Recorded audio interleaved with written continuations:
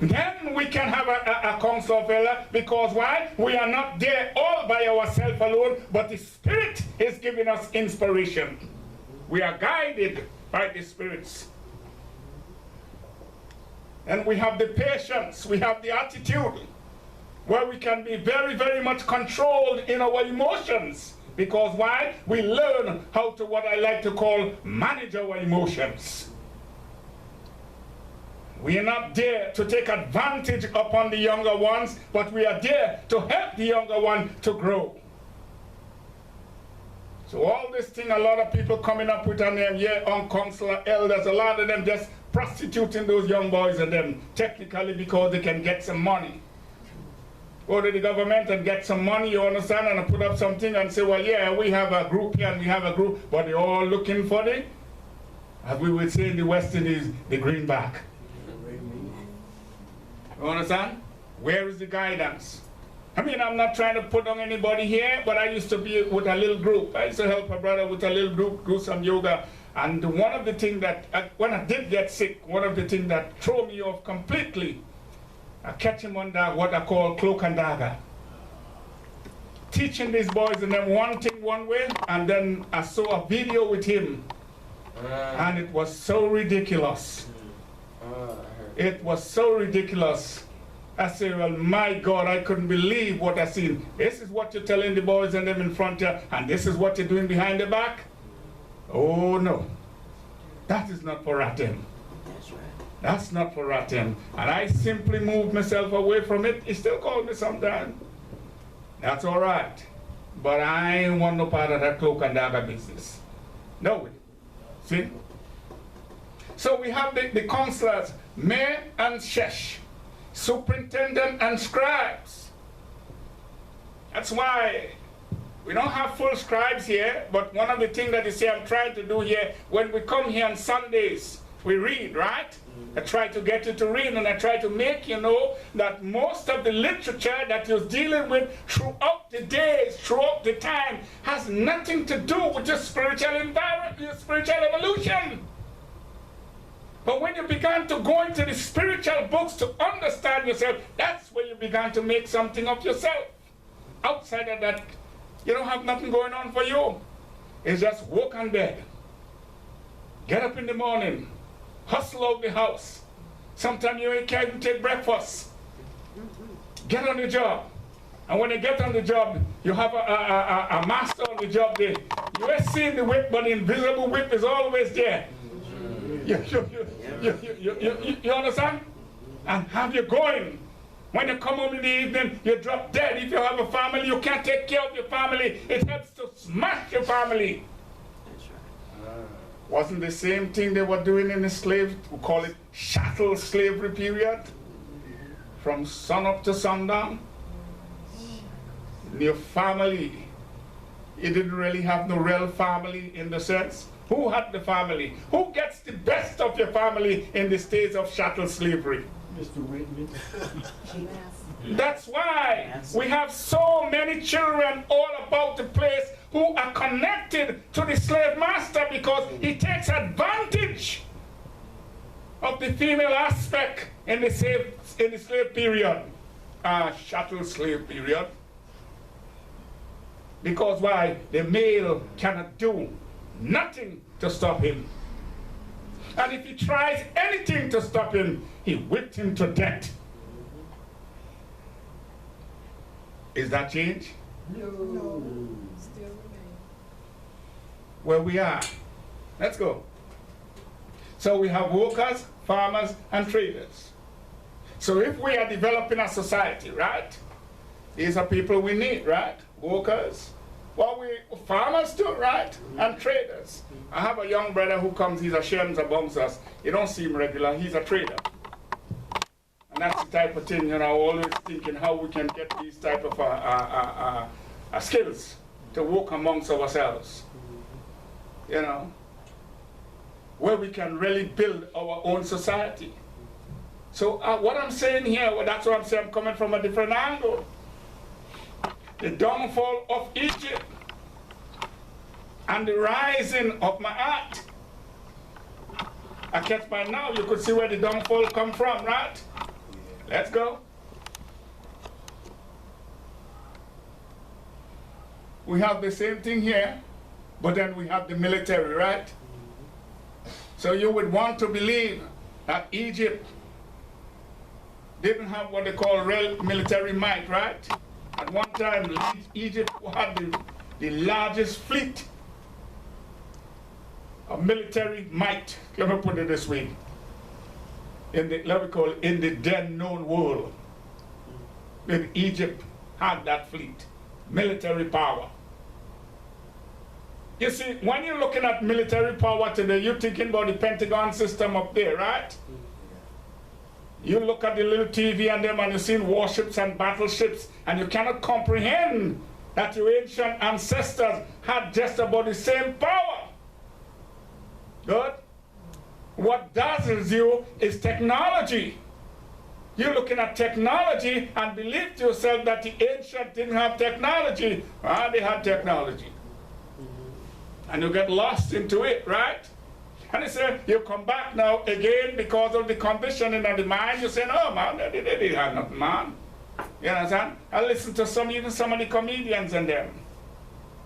When they're talking about Africa, the way they put down Africa. You understand? Did you ever hear anybody else put down their own people like the way we put down ours? Doesn't that tell you something? Yeah. And they laugh at us. Oh, well, they definitely. And we thinking they laughing with us, they laughing at All the us. time. You see? And if this is what, I mean, it's like what they say, honor your mother and your father that your days may be long upon the land, right? So if we in ourselves doesn't give ourselves credential, right? And we didn't give the ancestors credit. We didn't look back into the land, right? I like to say the land of our birth, not the land of delivery. Because we were born in this hemisphere, we think to ourselves, we wasn't born in this hemisphere, we were delivered in this hemisphere. If we look at what they call the DNA and the gene system, that was born ancient ago. And it travels on and just keep delivering its product in different places. So it's not a question you was born in America, you were born in the West Indies, you were delivered in the West Indies.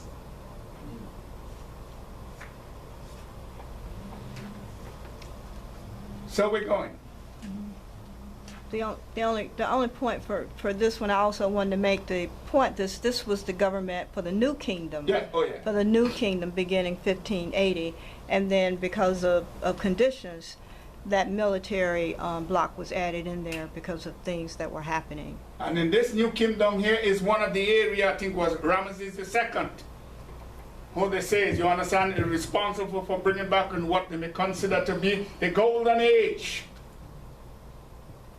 of the ancient Kemetian society. Go ahead. Do you have a Ramses temple, Beattisford Road? You familiar with that? I know what. Oh. You're talking about the house, you're not talking about the house of... It's a Ramses temple Mhm. in Beattisford Road. I don't know. I'm not too familiar with those. It's possible, but I don't know. Right? That's the thing I'll have to try to find out. Good, let's go. So key reasons, let's look at some reasons here. Key reasons for Kemet downfall. Just emerged from domination by the Hyksos.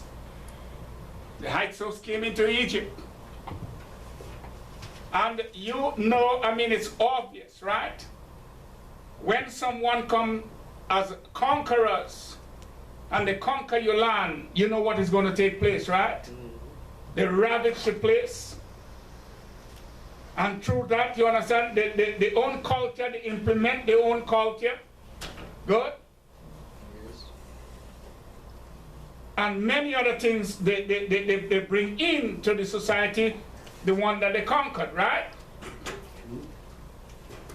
Invasion by the Persian, we having the same problem. The Greeks' invasion, Defeated by the Romans, now they're fighting for Egypt, the Greeks and the Romans fighting for your house, right? Imagine that, right? Roman Emperor Theodosius and Justinius, I think it's two of them who are responsible for the last vestige, let me put it that way, one of the last vestige of the ancient culture in terms of the teaching of the religion, because they passed the edict in 4th and 5th century, mash it up, clean it up, get rid of it. That's the Temple of Amun was in Rome. They get rid of that. And all the ancient African teachings of the gods and goddesses, they smash it. Why did they smash it? Because they're bringing in what they call Christendom. They bring in their own religion now. But the fact remains here is that while they're bringing their own religion, the religion that they are bringing in is based upon the same culture that they have just smashed. Yes. Yeah. But you want to know that? You understand? The people who fall in that doesn't understand that? That's right. You understand? Contact with the barbarians of Asia.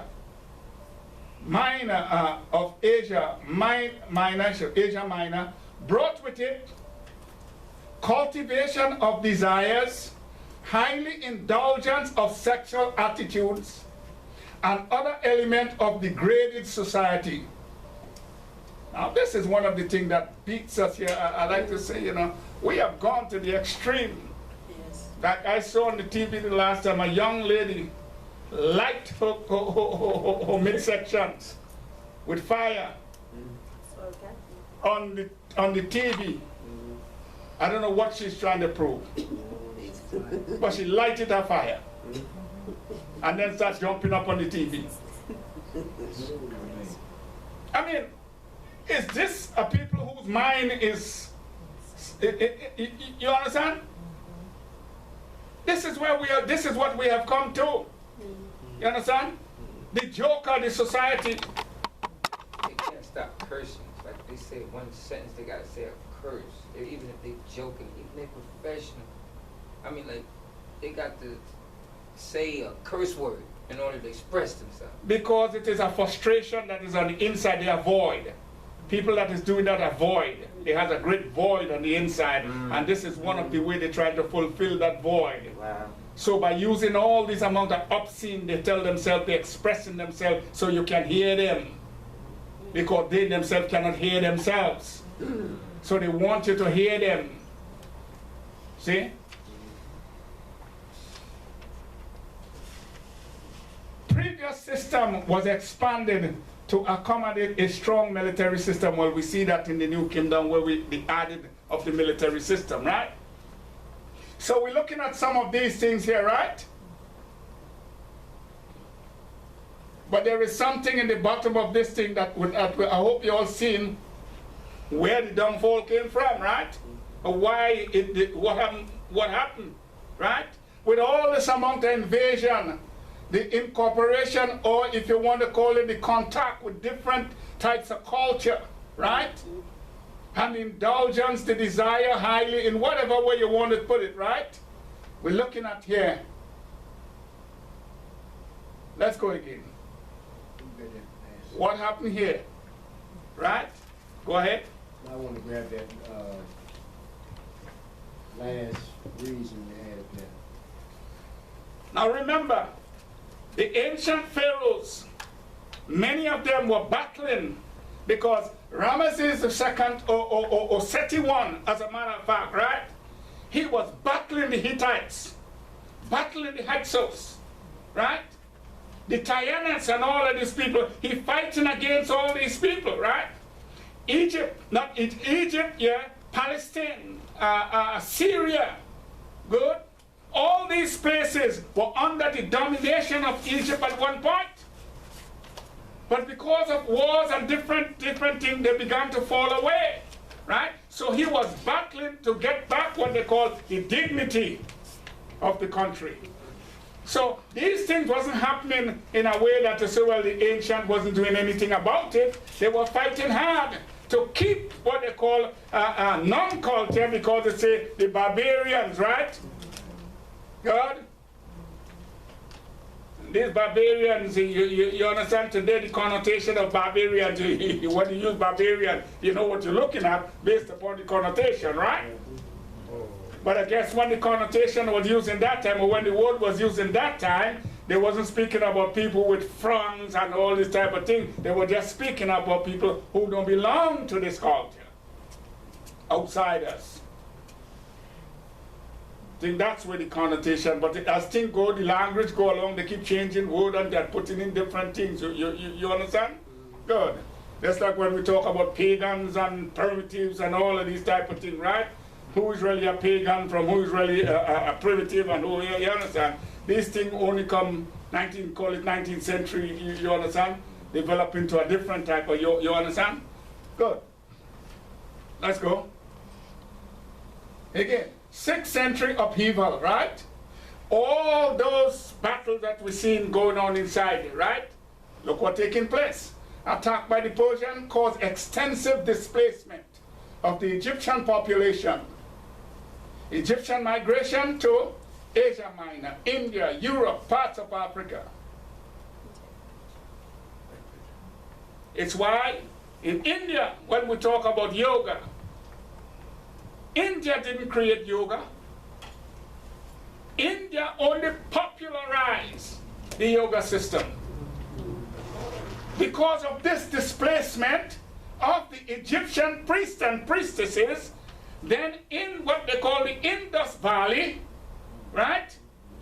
How they call it? Papanaparo, how they call it, which is Pakistan and these places, right? That's where the ancient, some of the ancient priests and them, under the name that is called the Dravidians, carry the culture inside there. And this is where the last remnant of them remain in India, and they've been called the untouchables. Black like jet. And because of the caste system in India, they don't want to have nothing to do with them. Why not? What do they want to have with you in America? See where we are? How much contact do they want to really have with you? Just right now, I don't know if you're on the news right now, this mayor, what they're trying to get, tell him resign. You hear the kind of a remark that they make about you, the black man? You come in this town, you understand, with drugs and all of these things, and then... He in Vermont. In Vermont, right? Yeah, they got that bad heroin problem up there, them people dying left and right. And you know who we blame, right? He blame it. The Poppy Fields, you see Kill a Messenger? Hit that movie, and they explained what a drug and a crack came through the community, and this journalist, he was reporting about it, and the CIA killed him. Yeah, well... CIA was bringing crack and all that too.